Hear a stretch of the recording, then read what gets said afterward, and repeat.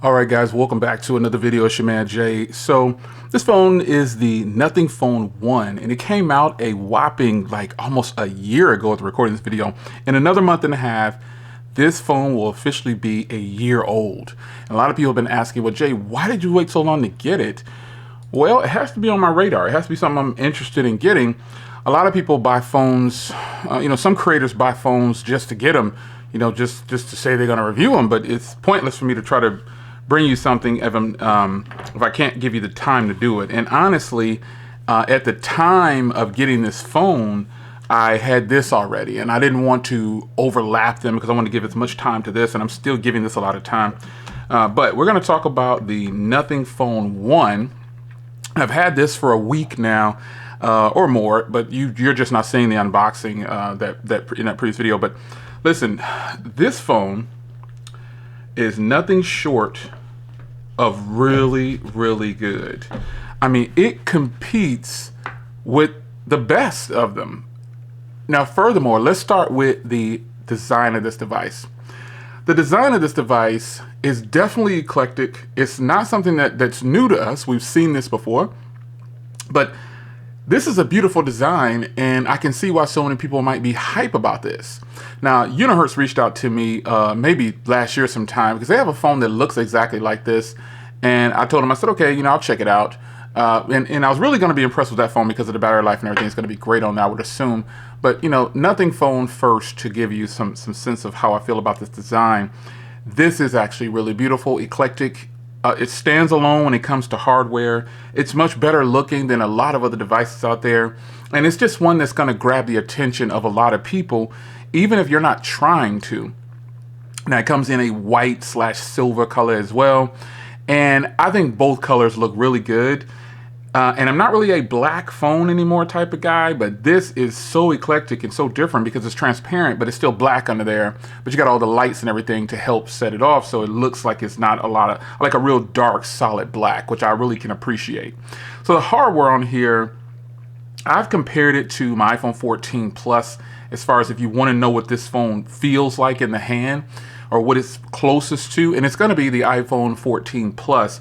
It's a little bit more narrow, but it ultimately feels exactly the same. And that is a good thing because I like the way the iPhone 14 Plus feels. And then also this phone weighs a lot less, or it feels like it weighs a lot less than the iPhone 14 Plus. And the iPhone 14 Plus already doesn't weigh a lot. So that's saying a lot. So the hardware on here, I got to tell you, this Nothing Phone knocks it out the park. I would much rather have this design right here than several other of the boring designs on devices that is possibly just fitting in with the bunch. And that's ultimately how I feel about this device.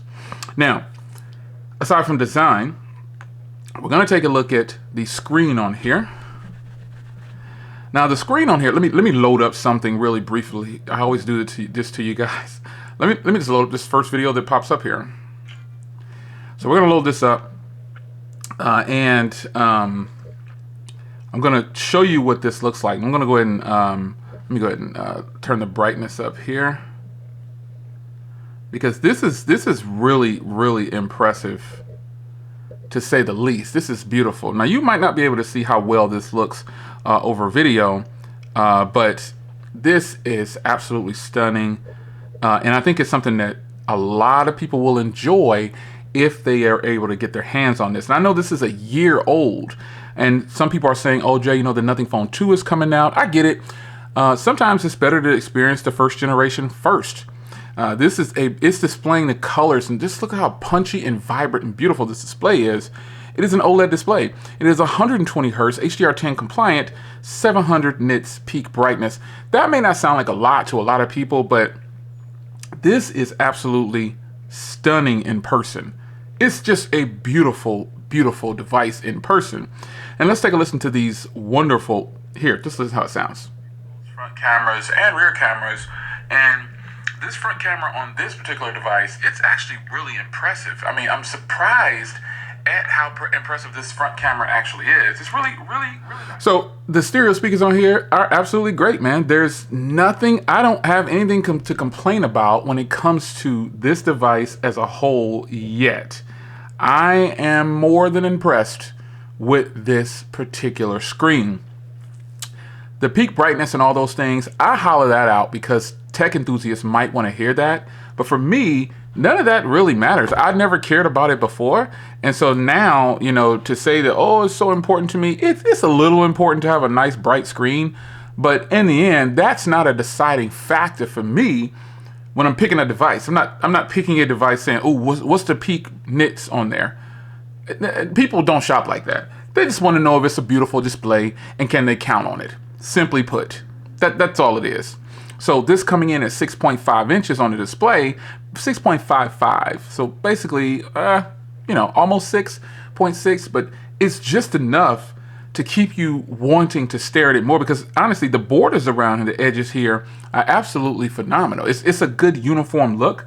Some people get a little wooed by that, but I call that out because I don't personally care about it, but a lot of people do. And I want to make sure that people watching really get the answers that they could possibly feel like they need when talking about a device like this. So let me bring in a device that you probably think I should actually be comparing it to. Now, the reason I didn't kind of bring this device up too much is because I think this device trumps the Nothing phone, and it's almost not fair. But this is another device that it closely resembles in size. As a matter of fact, it is almost identical in size, just a hair bit taller. But this device right here, which is my S23 Plus, I didn't bring this out before to kind of put it against it because while the Nothing phone is great in a lot of areas, this phone trumps it out way too much, so I didn't feel like it was fair.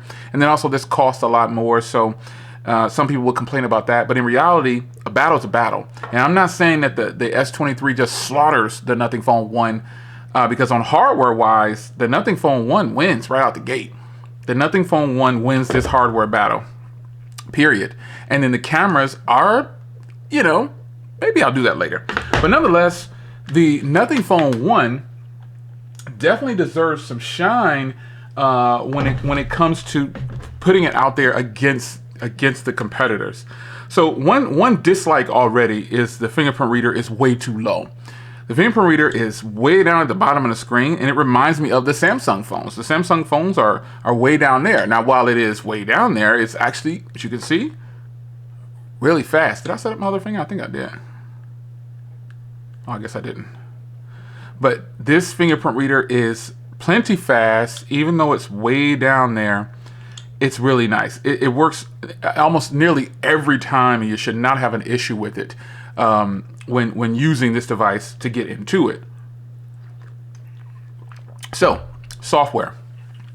And then I'll get to cameras and things like that. But software, the device got about 5 after that initial video, a little over a week ago. It got about 5 updates and brought it up to Android 13 and the current software. So if we go to about, we're gonna see, let's go back here, go to system, Android 13. See, I'm on the April security patch right now. We're in May, but it is on the April security patch and it's now on Android 13. It didn't start off that way. It was on Android 12 when I got it out of the box because this device is going on a year old, folks, and it's a freaking old device. I'm gonna bring in some things here in just a second to snap a couple real-time photos for you, but we're going to talk about the cameras. And I'll give you an official camera review later. But as far as the performance on this device goes, I know it has Snapdragon 778G 5G device, but it's more than capable, folks. I don't really focus on specs too much. So I mean, I do, but I don't. It kind of depends on too many factors. But for this device, totally gets a pass, if I'm being honest, because it is a complete package from what I can tell here in my use of it. And there's no stutters, no slowdowns, no nothing. It performs well. And now, granted, I don't have all of my apps on here. There's a few on here that I'm testing out, you know, just to kind of get me through the hump. But all in all, I don't foresee myself having an issue with this device or anyone having an issue with this device at all. So the photos here, let's go over to go to more here. You can see it's just a few things in here. You've got expert mode, which I don't think anybody would really use. And then you've got pano and macro. So portrait, photo, video, slow motion, and so on. So You can see it's set there still to 50 megapixel. I set it there initially, and I want to check to make sure that would not change. And it in fact does not change when it comes to the camera settings. I love that it stays put where I put it, because some phones, it doesn't stay in the mode that you have it set in. So it's just a little nitpicking thing that I have. Let me take some photos here. I'll take some photos of a couple of things here. That lighting, right? Nice. Oh, this is a beautiful camera. Fast shutter speed too. You saw how fast it processed that. It didn't take long at all to snap that shot and get that photo off. But look at the detail there. That's absolutely beautiful. I just think these cameras punch way above where they should be. And a lot of people might complain about the cameras because of whatever. But I think when you got to start consider packages and you consider pricing, by today's standards, pretty much nearly all phones can take a pretty decent photo at this point. I mean, that's stretching it a hair, but in general, nearly every phone in the US can pretty much, or phones that are compatible, and just companies know this has a 50 megapixel shooter on the back of here. It's no slouch. A 16 megapixel on the front, a 50 megapixel shooting at f1.9 wide, and you have the 50 megapixel ultra wide. It's going to produce the footage that you need based on today's world and our needs. Social media runs everything. So if you need to take a good photo of something, it's going to happen. It's just going to happen. Let me see if I can just do a quick portrait shot for you here. Off camera here. Oh, that's beautiful. Let me step off for just a second here. And voila. This is let me lower the brightness just a hair so you can kind of get a good whiff of that.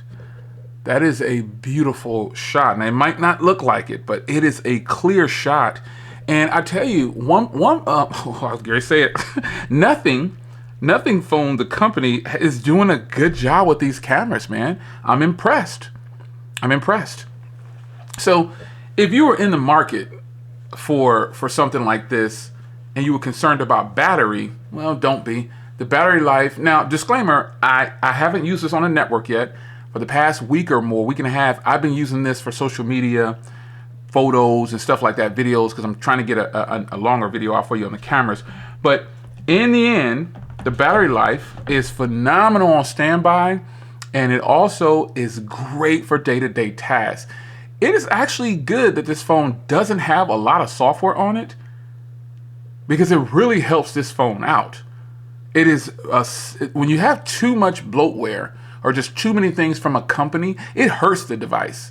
It really hurts it, and it just kind of dumbs down the device for performance, and it kills the battery too.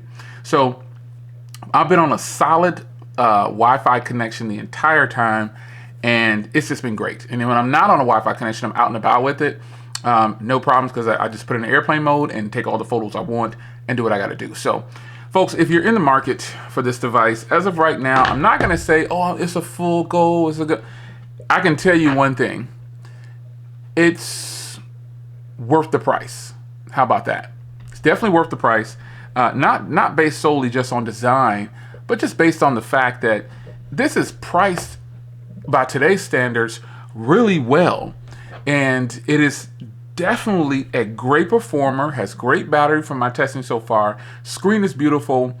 Cameras are on point. Hardware is a major win for me. And the price is right. Simply put. So I'll give you another follow-up video in a little bit. I gotta do a lot more testing with this camera. I really want to dig in on it and show you what I got so far. But for now, that's a follow-up for you guys. This is actually, I don't know when it's actually been more than a week, but I'm just going to call this a 7-day or a week review, because this is actually a great experience right here. And this is easily a daily driver for me. Why I took so long to get it, I don't know. But I got it, unfortunately, at a time where this device came out. And I was like, I don't want to cross paths with those two. But that might actually be a closer battle than one could possibly think. So it's your man Jay. Hope you guys enjoyed. I'll see you in the next one. Take care.